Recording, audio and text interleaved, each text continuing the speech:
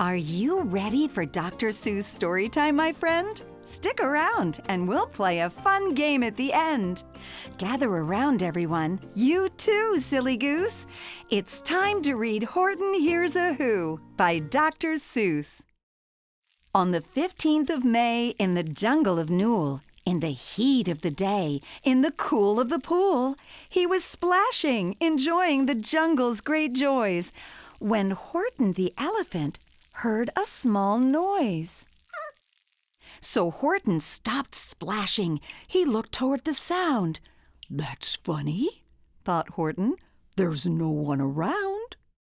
Then he heard it again, just a very faint yelp, as if some tiny person were calling for help. "I'll help you," said Horton. "But who are you? Where?" He looked and he looked. He could see nothing there but a small speck of dust blowing past through the air. "I say," murmured Horton, "I've never heard tell of a small speck of dust that is able to yell. So you know what I think? Why, I think that there must be someone on top of that small speck of dust.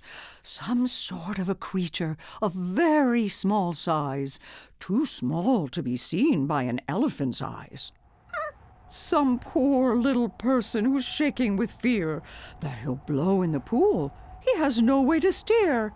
I'll just have to save him because, after all, a person's a person, no matter how small."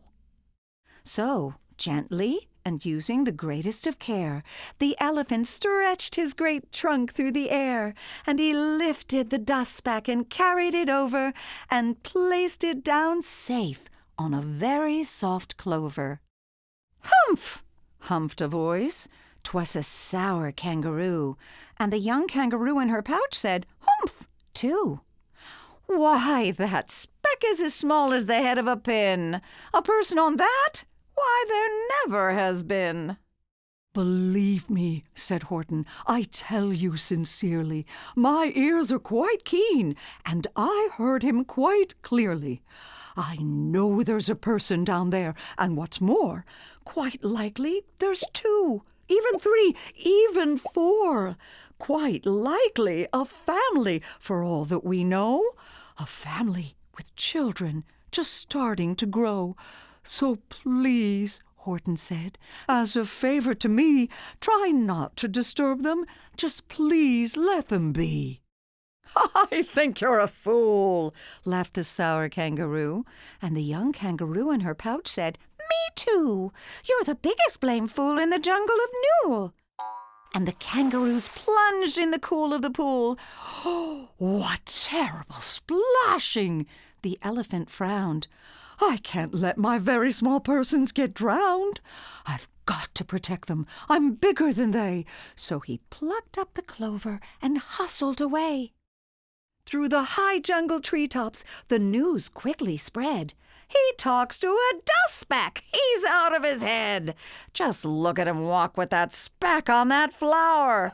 And Horton walked, worrying, almost an hour. "Should I put this speck down?" Horton thought with alarm. "If I do, these small persons may come to great harm. I can't put it down, and I won't. After all, a person's a person, no matter how small." Then Horton stopped walking. The speck voice was talking. The voice was so faint he could just barely hear it. "Speak up, please," said Horton. He put his ear near it. "My friend," came the voice, "you're a very fine friend. You've helped all us folks on this dust speck no end. You've saved all our houses, our ceilings and floors. You've saved all our churches and grocery stores." "You mean," Horton gasped, "you have buildings there too?" "Oh, yes," piped the voice, "we most certainly do." "I know," called the voice, "I'm too small to be seen, but I'm mayor of a town that is friendly and clean. Our buildings to you would seem terribly small, but to us who aren't big, they're wonderfully tall. My town is called Whoville, for I am a Who, and we Whos are all thankful and grateful to you." And Horton called back to the mayor of the town, "You're safe now. Don't worry. I won't let you down." But just as he spoke to the mayor of the speck, 3 big jungle monkeys climbed up Horton's neck. The Wickersham brothers came shouting, "What rot! This elephant's talking to Whos who are not! There aren't any Whos, and they don't have a mayor. And we're going to stop all this nonsense, so there!"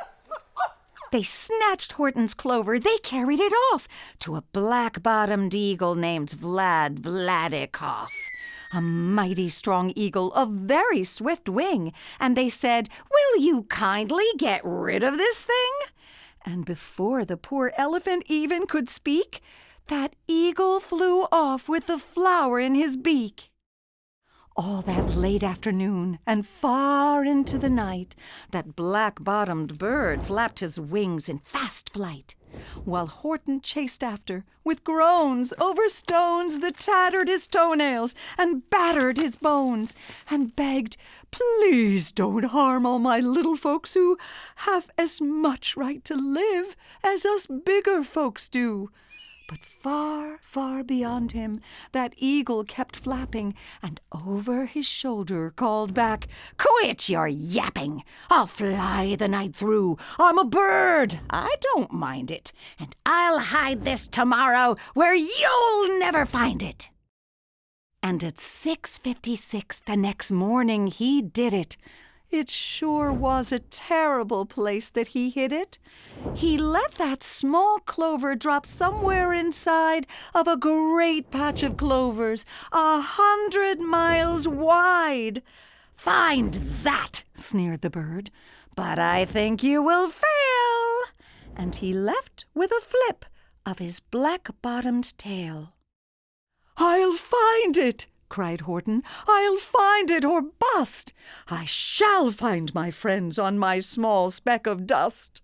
And clover by clover by clover, with care, he picked up and searched them and called, "Are you there?" But clover by clover by clover he found that the one that he sought for was just not around. And by noon, poor old Horton, more dead than alive, had picked, searched, and piled up 9,005. Then on through the afternoon, hour after hour, till he found them at last on the 3,000,000th flower. "My friends," cried the elephant, "tell me, do tell, are you safe? Are you sound? Are you whole? Are you well?" From down on the speck came the voice of the mayor. "We've really had trouble, much more than our share. When that black-bottomed birdie let go and we dropped, we landed so hard that our clocks have all stopped. Our teapots are broken, our rocking chairs smashed, and our bicycle tires all blew up when we crashed. So, Horton, please," pleaded that voice of the mayor's, "will you stick by us Whos while we're making repairs?" "Of course," Horton answered. "Of course I will stick. I'll stick by you small folks through thin and through thick." "Humph," humped a voice. "For almost 2 days you've run wild and insisted on chatting with persons who've never existed. Such carryings on in our peaceable jungle. We've had quite enough of your bellowing bungle, and I'm here to state," snapped the big kangaroo, "that your silly, nonsensical game is all through." And the young kangaroo in her pouch said, "Me too." With the help of the Wickersham brothers and dozens of Wickersham uncles and Wickersham cousins and Wickersham in-laws whose help I've engaged, you're going to be roped and you're going to be caged. And as for your dust speck, that we shall boil in a hot, steaming kettle of bezelnut oil." "Boil it?" gasped Horton.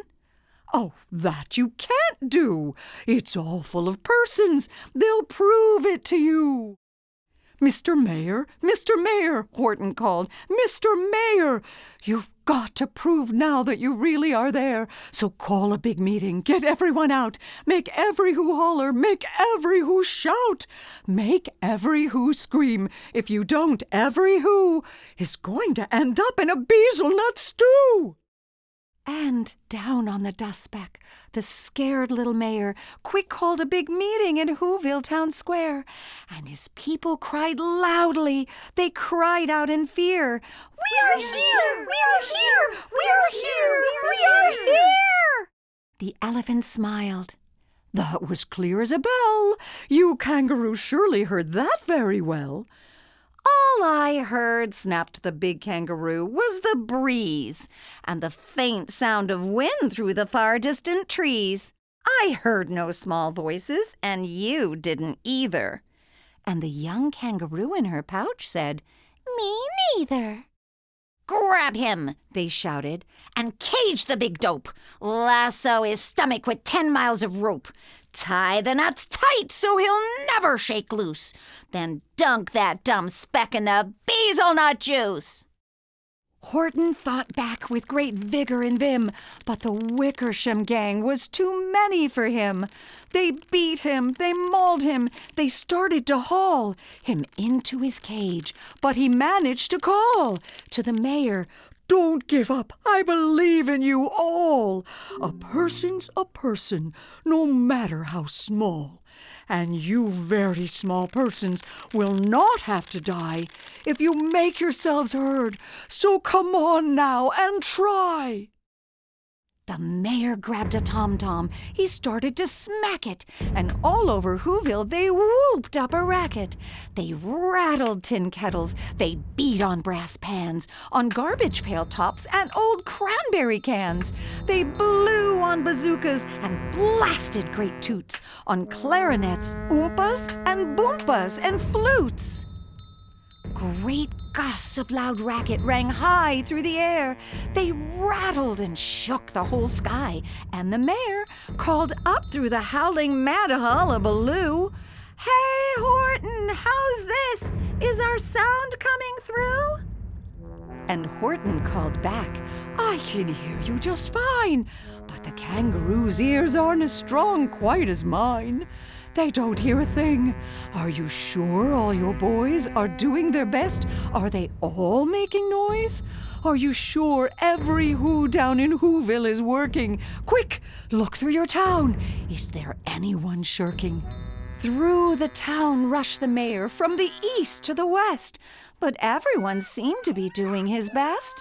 Everyone seemed to be yapping or yipping. Everyone seemed to be beeping or bipping. But it wasn't enough, all this ruckus and roar. He had to find someone to help him make more. He raced through each building. He searched floor to floor. And just as he felt he was getting nowhere and almost about to give up in despair, he suddenly burst through a door, and that mayor discovered one shirker quite hidden away in the Fairfax Apartments, apartment 12J.